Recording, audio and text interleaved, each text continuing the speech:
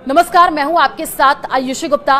प्रधानमंत्री नरेंद्र मोदी और वसुंधरा राजे की मुलाकात को लेकर राजस्थान की सियासत में हलचल मची हुई है। राजस्थान की पूर्व मुख्यमंत्री वसुंधरा राजे ने सोमवार को संसद भवन दिल्ली में प्रधानमंत्री नरेंद्र मोदी से मुलाकात की थी। जगदीप धनखड़ के उपराष्ट्रपति पद से इस्तीफे देने के बाद यह मुलाकात काफी अहम मानी जा रही है। इसके सियासी मायने भी निकाले जाने लगे हैं। जगदीप धनखड़ के उपराष्ट्रपति पद पर निर्वाचित होने से पहले संभावितों की लिस्ट में वसुंधरा राजे का नाम भी चला था। बाद में धनखड़ को उपराष्ट्रपति बना दिया गया था। धनखड़ के इस्तीफा देने के बाद राजस्थान में बीजेपी के लिए किसान कौम जाट समुदाय को साधना किसी चुनौती से कम नहीं है।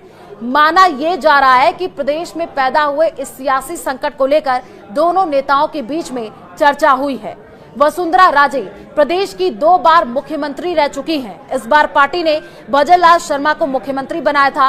अब धनखड़ के इस्तीफे के बाद पार्टी वसुंधरा के अनुभव का फायदा लेना चाहती है। जाट समाज पर भी उनकी विशेष पकड़ मानी जाती है।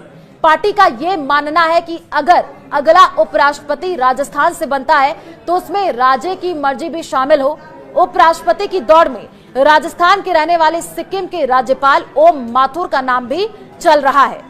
जगदीप धनखड़ के इस्तीफे के बाद से नए उपराष्ट्रपति को लेकर के भी अटकलों का बाजार गर्म हो गया है और बीजेपी के वरिष्ठ नेता केंद्रीय मंत्री मनोहर लाल खट्टर का नाम भी चर्चाओं में है। और जब उनसे एक सवाल पूछा गया तो उन्होंने जवाब दिया।